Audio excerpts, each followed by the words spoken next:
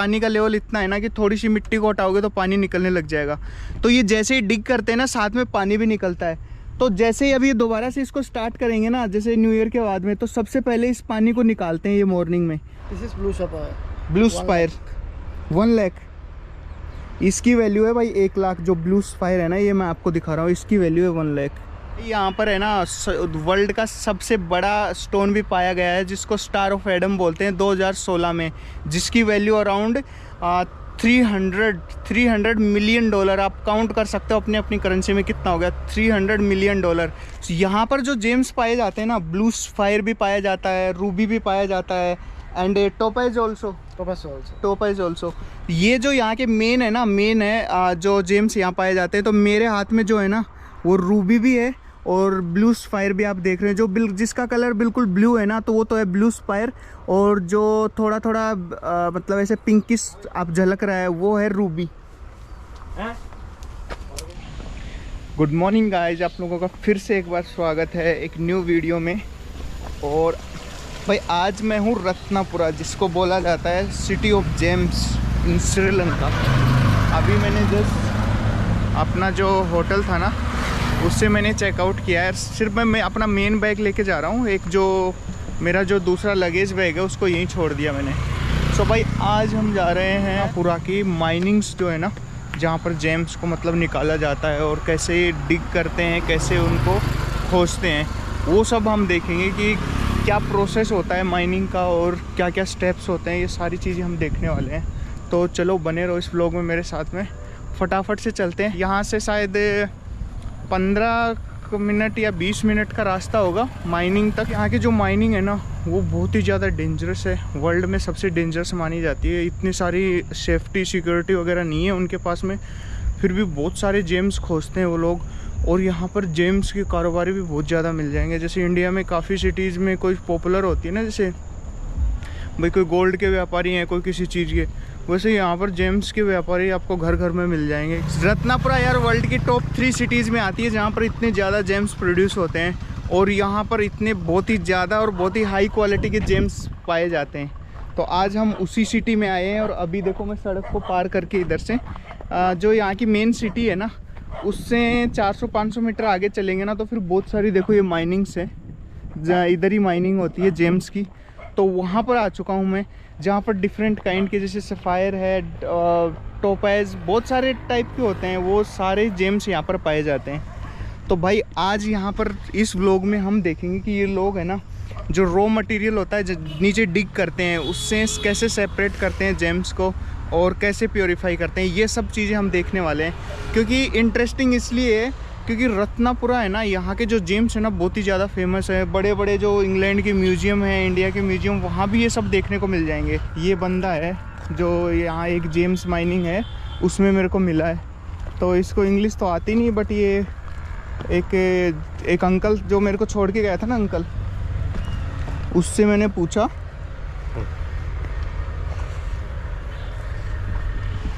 उन अंकल ने इनको थोड़ा सा एक्सप्लेन किया कि मैं यहाँ क्यों आया हूँ, क्या करना चाहता हूँ। तो इन्होंने बोला भाई कि 2 घंटे बाद में यहाँ ओनर आएंगे, तो ओनर आने के बाद में ही कुछ दिखा सकते हैं। बाकी ये देखो पूरा सिस्टम इन्होंने जचाया हुआ है। इधर इससे मिट्टी निकालते हैं, फिर इधर प्योरीफाई करते हैं। तो जो भी प्रोसीजर है ना वो सारा हम कवर करने वाले हैं। ये माइनिंग्स यहाँ पर लाइन से हैं, एक ये है, फिर एक आगे है, फिर 2-3 आगे हैं। मतलब इन्होंने इस पूरी मिट्टी को खोद डाला। इस रोड के जो राइट साइड में है ना, पूरी मिट्टी को खोद डाला इन्होंने, और जेम्स ही जेम्स निकालते हैं पूरे दिन इधर से।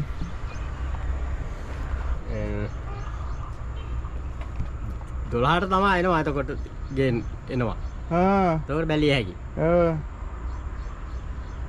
ये यही बोल रहा है बार बार कि भाई ओनर नहीं आए, ओनर आके दिखाएंगे जो दिखाएंगे वो।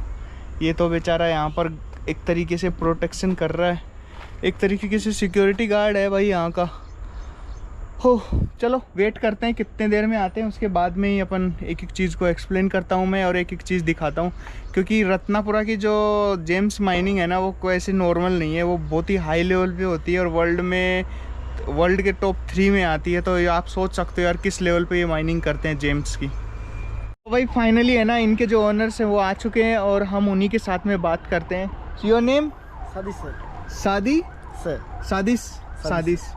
सो जो सादिश भाई है ना, यही जो ये माइनिंग है ना, इसके ओनर हैं। और वैसे तो ये क्या काम करते हैं, ये जैसे ट्रेडिंग करते हैं जेम्स की, लाइक सेल और बाई ये सब करते हैं, बट साथ साथ में इनकी माइनिंग भी है जहाँ पर ये जेम्स खोजते हैं। So Sadish, we go this side, first step this. So भाई जो इनको है ना थोड़ी थोड़ी इंग्लिश आती है, तो ये कोऑपरेट कर रहे हैं हमारे साथ में, और ये हमें दिखाएंगे कि कैसे क्या होती है माइनिंग। तो हम जा रहे हैं सबसे पहले इस साइड में। ये है इन स्टार्टिंग यहीं से होती है इनकी माइनिंग की। तो मैं दिखाता हूँ आपको स्टार्टिंग में लोग क्या करते हैं। पानी का लेवल इतना है ना कि थोड़ी सी मिट्टी को हटाओगे तो पानी निकलने लग जाएगा। तो ये जैसे ही डिग करते हैं ना, साथ में पानी भी निकलता है। तो जैसे ही अभी दोबारा से इसको स्टार्ट करेंगे ना, जैसे न्यू ईयर के बाद में, तो सबसे पहले इस पानी को निकालते हैं ये मॉर्निंग में। तो इस पानी को निकालते हैं इस मशीन की सहायता से। ये मशीन ऐसी कुछ बनी हुई है, जैसे ये नीचे वो ड्रम्स वगैरह लगाए हुए हैं, तो ये आगे तक जाती है और पानी को निकालती है। पानी को निकालने के लिए देखो ये पाइप्स वगैरह ये डाल रखे हैं इन्होंने इधर से। ये सारे इस पानी को आउटसाइड निकालते हैं। पानी को निकालने के बाद में then you dig, after pull out the water you dig by the machine. Yes. So एक बार जैसे ही यहाँ से पानी निकल जाता है ना, फिर जैसे ये जेसीबी है ना, इसकी सहायता से ये खोदने लगते हैं नीचे। तो जैसे ये नीचे खोदते हैं ना, तो बहुत सारी मिट्टी और उसके साथ बहुत कंकर और कुछ जेम्स भी निकलते हैं। तो उसके लिए नेक्स्ट स्टेप होगा, उसको प्योरीफाई करते हैं ये लोग। तो प्योरीफाई करने की एक अलग से मशीन है जो मैं आपको दिखाता हूँ इधर। ये सेकंड मशीन है। फिर इसमें उस सारी मिट्टी को इसमें डाला जाता है यहाँ पर, और जो बड़े स्टोन है वो तो यहीं रह जाते हैं। और जैसे ही मिट्टी को डालते हैं उसके साथ में पानी भी डालते हैं इधर से। पानी यहाँ से गिरता रहता है। तो फिर इसके आगे क्या होता है, जैसे ही मिट्टी को पानी के साथ में इधर डालते हैं, जो मिट्टी है और जो कंकर है ना, बड़े तो पत्थर वहीं रह जाते हैं, छूट जाते हैं। जैसे आप देख रहे हो बड़े पत्थर तो उधर ही छूट गए, और जो छोटे जेम्स और जो छोटे कंकर होते हैं और मिट्टी है ना, वो इधर से बहकर आती है और मिट्टी को, और फिर इनमें आती है। ये है सबसे मेन, ये जो छोटे छोटे प्योरीफाई करती है। इसका साइज़ छोटा है, फिर इसका थोड़ा बड़ा है, इसका थोड़ा और बड़ा है, ऐसे बड़े बड़े बड़े साइज़ के होल्स हैं, जाली है मतलब ये। तो ये अलग अलग कर देती है कंकर को, छोटों को इधर नीचे कर देती है, बड़ों को इधर। मतलब ये हिलती रहती है छलनी की तरह यूँ, और इसमें पानी भी गिरता रहता है। और यहाँ पर वर्कर खड़े रहते हैं, जैसे मैं यहाँ पर खड़ा हूँ, ये भाई यहाँ पर खड़ा है, ऐसे वर्कर खड़े रहते हैं। Worker stay here and they search for the gems right. So वो वर्कर क्या करते हैं, ये जो ईच सेक्शन है ना इस जाली का, इसमें से स्टोन देखते रहते हैं कि मतलब कोई स्टोन मिला कि नहीं मिला कि। जैसे ही इनको कोई स्टोन मिल जाता है उसको ये कलेक्ट कर लेते हैं, और जो भी पत्थर होते हैं उनको आगे की साइड देखो आप, वो जो गार्बेज है ना, उधर इस मिट्टी को ये आगे निकाल देते हैं। और पानी भी इन पाइप्स के थ्रू नीचे की तरफ इधर निकल जाता है here, right. So this is complete procedure. Yes, this is complete procedure. So भाई ये कंप्लीट प्रोसीजर है। एक काफ़ी अभी तो इनके पास में मशीन्स वगैरह होगी। पहले क्या करते थे, एक दो इंडस्ट्री अभी भी है आसपास में, उसमें क्या करते हैं, नीचे ये डिग करते हैं, और बड़े बड़े जैसे वो होते हैं ना, लकड़ियाँ होती हैं, उनकी सहायता से अंडरग्राउंड ही वो सर्चिंग करते रहते हैं जेम्स के लिए। तो वो और भी ज़्यादा डेंजरस है। छोटी छोटी छलनियाँ हाथों में लेते हैं और उसको ऐसे हिलाते रहते हैं, उसमें उनको कोई जेम्स मिलता है नहीं मिलता, ऐसे वो लोग करते रहते हैं। तो वो बहुत ही ज़्यादा डेंजरस है भाई। उसमें कई बार अगर मतलब फिसलन हो गई या कोई लकड़ी गिर गई, तो वो नीचे जितने भी लोग हैं ना, वो दब के मर भी जाते हैं। यहाँ पर जो जेम्स पाए जाते हैं ना, ब्लू फायर भी पाया जाता है, रूबी भी पाया जाता है, एंड टोपाइज ऑल्सो। ये जो यहाँ के मेन है ना, मेन है जो जेम्स यहाँ पाए जाते हैं। तो मेरे हाथ में जो है ना, वो रूबी भी है और ब्लू स्पायर भी आप देख रहे हैं। जो जिसका कलर बिल्कुल ब्लू है ना, तो वो तो है ब्लू स्पायर, और जो थोड़ा थोड़ा मतलब ऐसे पिंकिश आप झलक रहा है, वो है रूबी। जो सबसे छोटा और सबसे स्मॉल जो स्टोन होता है ना, उसकी वैल्यू होती है 5000 से स्टार्ट। बाकी भाई यहाँ पर है ना, वर्ल्ड का सबसे बड़ा स्टोन भी पाया गया है, जिसको स्टार ऑफ एडम बोलते हैं, 2016 में, जिसकी वैल्यू अराउंड 300 मिलियन डॉलर। आप काउंट कर सकते हो अपनी अपनी करेंसी में कितना हो गया, 300 मिलियन डॉलर। एक स्टोन लाइफ टाइम के लिए बहुत हो गया, जिस भी इंडस्ट्री को वो मिला है। This is blue spire. Blue spire 1 lakh. इसकी वैल्यू है भाई 1 लाख। जो ब्लू स्पायर है ना, ये मैं आपको दिखा रहा हूँ, इसकी वैल्यू है 1 lakh. They have small dots in this. हाँ भाई, ये देख पा रहे हैं, इसके अंदर क्या है, स्मॉल स्मॉल डॉट्स हैं। अगर आप इसको क्रिस्टल क्लियर तरीके से जूम करके देखोगे तो इसलिए इसकी वैल्यू थोड़ी हाई हो जाती है। 1 लाख बता रहा है भाई इसकी वैल्यू। जो ये आपको येलो येलो दिख रहा है, ये येलो स्पायर है। And this white one, white spire, white sapphire. White spire, Yeah, ये वाइट स्पायर है जो वाइट दिख रहा है। Value of this yeah. 1 carat is going 20,000. 20,000। Yeah. सो इनकी जो वैल्यू है ना, जो डायमंड्स की वैल्यू है, ये डिपेंड करती है उसकी जो कैसे उसका कट है, कैसे मतलब कैसी क्लियरिटी है उसके अंदर, और कितने कैरेट का वो है। इन सब डिपेंड करके ही ये लोग इसकी वैल्यू डिफाइन करते हैं। तो ये लोग तो, कुछ लोग जो ट्रेडर्स होते हैं ना, वो यहाँ पर आते हैं और इन माइंस को जो भी मिलते हैं ना, जितने भी स्टोन्स मिलते हैं, उसको लेकर वो लोग चले जाते हैं। जो श्रीलंका की जो इस इंडस्ट्री का, जेम्स इंडस्ट्री का, ये कम से कम भी बोला जाता है कि 20-100 ईयर्स अगो का इतिहास है इनका। क्योंकि पुरानी जो बुक्स है ना, जैसे कुछ लोग हैं जो अंग्रेज रहे हुए हैं, उन्होंने अपनी बुक्स में भी इसका जिक्र किया है। क्योंकि यहाँ के जो राजा थे ना पहले, जैसे आज के टाइम में तो पैसे का आदान प्रदान होता है, कुछ चीज़ें जैसे मसाले वगैरह, इनका आदान प्रदान होता है।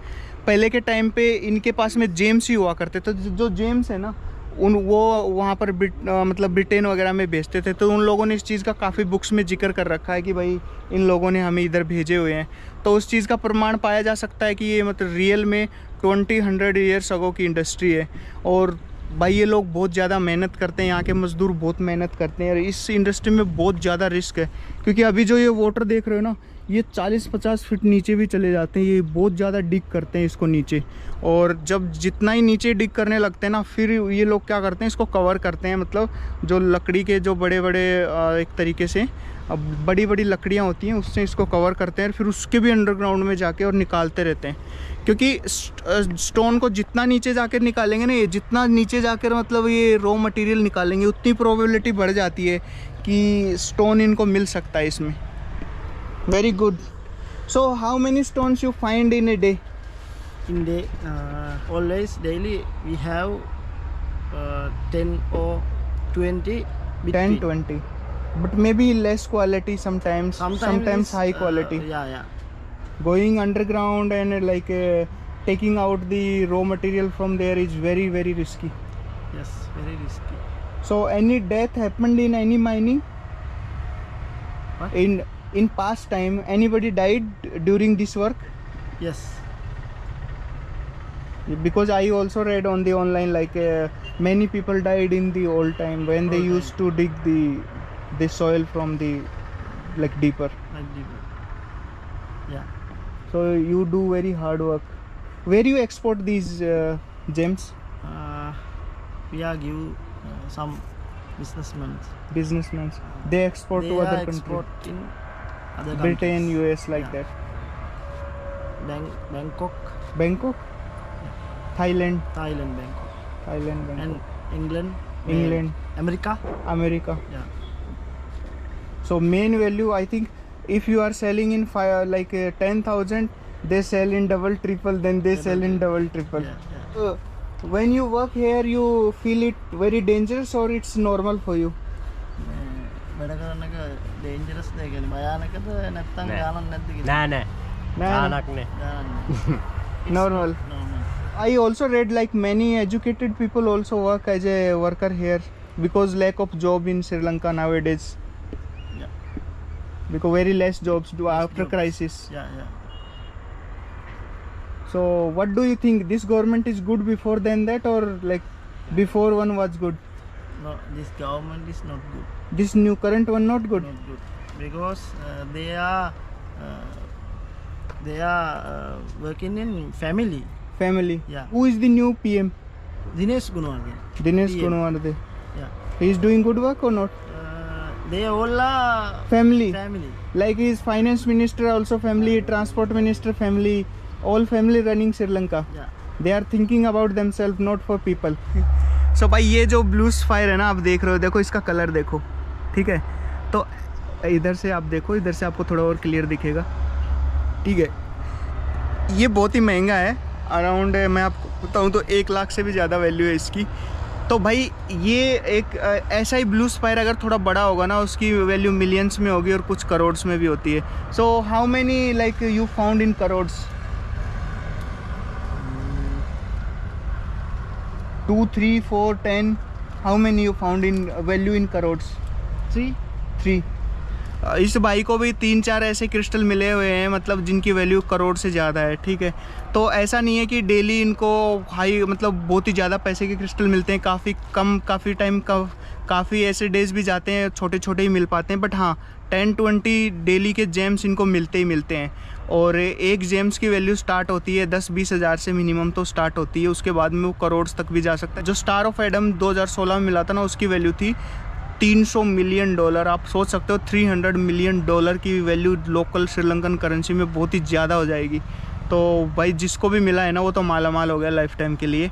और ये जो अब मैंने आपको ब्लू स्पायर दिखाया ना, पहले ये नॉर्मल ऐसे ट्रांसपेरेंट पत्थर होता है, फिर इसको 2000 फ़ारेनहाइट पे इसको वो किया जाता है, मतलब गर्म किया जाता है। वो उनकी ओल्ड टेक्निक है, लाइक कोयले के अंदर उसको रख देते हैं, फिर उसको हवा देते रहते हैं, उसके कारण उसका कलर चेंज होता रहता है। जैसा भी कलर आता है, किसी का येलो कलर आ जाता है, किसी का ब्लू कलर आ जाता है, उसी के अकॉर्डिंग उनकी प्राइसेस डिफाइन होती है। तो भाई ये जेम्स जो इंडस्ट्री है ना, आप देख सकते हो कि कितनी बड़ी है श्रीलंका में।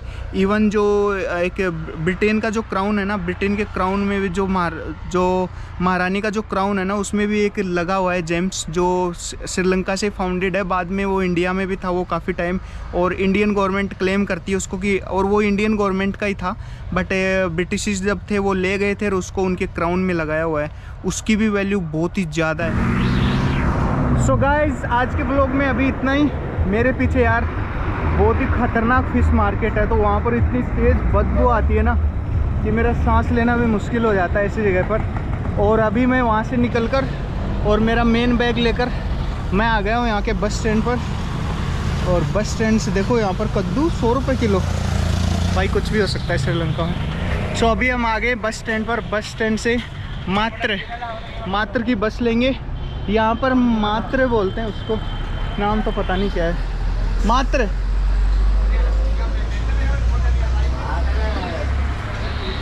सो मात्र की बस लेंगे और फिर जाएंगे, मात्र पहुँचते हैं। अगला व्लॉग मात्र से आएगा। अभी के लिए इस व्लॉग में इतना ही। Thank you, tata, bye bye, जय हिंद। अभी मिलते हैं अभी नेक्स्ट व्लॉग में आपको।